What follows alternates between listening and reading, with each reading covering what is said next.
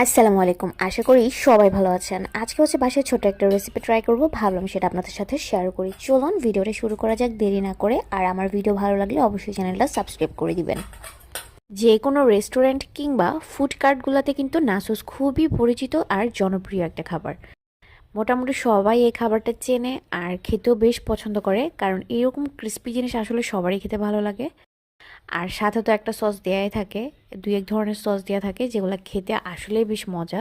তো রেস্টুরেন্টে তো সবসময় আসলে গিয়ে খাওয়া হয় না, যার কারণে হচ্ছে ঘরেই যদি একটু নাসুস বানানো যায় তাহলে কিন্তু খারাপ হয় না। তো বেশ কিছুদিন আগে আমি নাসুস বানিয়েছি, আজকে সেই ভিডিওটাই শেয়ার করছি। এখানে হচ্ছে আমি নাসুস বানানোর জন্য প্রথমে শীট তৈরি করে নিচ্ছি। আমরা স্প্রিং রোলের জন্য যে শীটগুলো তৈরি করি সেম প্রসেসে কিন্তু নাসুসের শীটটাও তৈরি করা হয়। প্রথমে হচ্ছে আমি আগে ছোট ছোট করে রুটি করে নিয়েছিলাম। এরপর রুটিগুলা একটার উপর একটা তেল আর সামান্য ময়দা দিয়ে রেখে দিচ্ছিলাম। এভাবে 4-5টা একসাথে দিই বা 5-6টা একসাথে দিয়ে তারপর হচ্ছে বেলে নিব সবগুলা একসাথে। নাসোস হচ্ছে এমন একটা খাবার যেটা কিন্তু একসাথে অনেকগুলো খেলেও মনে হয় যেন মনটা ভরে না, পেটটা ভরে না, এরকম। যার জন্য আমি অনেকগুলা হচ্ছে রুটি করেছি। আর এখানে আমি 5টা 6টা রুটি দিয়ে তারপর একসাথে বেলে নিচ্ছিলাম।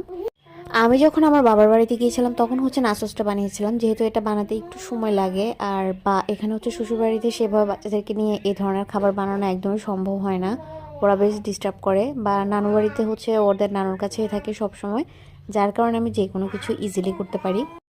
তো এই যে আমি এখানে সবগুলো রুটি একসাথে বেলে নিয়েছি, এরকম হচ্ছে 2টা পার্ট করেছি, মানে 2 ধাপে করেছি।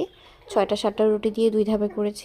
এরপর হচ্ছে এখানে আমি একটা রুটি সেকার তাওয়া বসিয়ে দিয়েছি আর সেটা গরম করে নিয়েছি। তারপর হচ্ছে যে বেলা রুটিটা ছিল সেটা দিয়ে আস্তে আস্তে হচ্ছে উল্টে পাল্টে দিচ্ছিলাম। চুলার আঁচটা একদম কম রেখেছি, কম রেখে এভাবে উল্টে পাল্টে দিচ্ছিলাম। একদম রুটি বানিয়ে ফেলা যাবে না। মোটামুটি যখন দেখবো যে এরকম একটু শুকনো শুকনো হয়ে এসেছে তখন হচ্ছে এটা নামিয়ে নিই। বাবার বাড়িতে যেহেতু মোবাইলের কোনো স্ট্যান্ড নেই আর আমি যাওয়ার সময় নিয়েও যাই না, তার কারণে হচ্ছে সেখানে কোনো কিছু বানাতে আসলে একটু ঝামেলাই হয়, মানে ভিডিও করতে গেলে একটু ঝামেলা হয়। এটা স্টেবল থাকে না, খুব কাঁপা কাঁপা হয় যখন স্পিডটা বাড়িয়ে দিই। যদি নর্মাল মোডে থাকে তাহলে তো ঠিক আছে, কিন্তু স্পিড যখনই বাড়াতে যায় তখনই হচ্ছে ভিডিওর কোয়ালিটি একদম চেঞ্জ হয়ে যায়।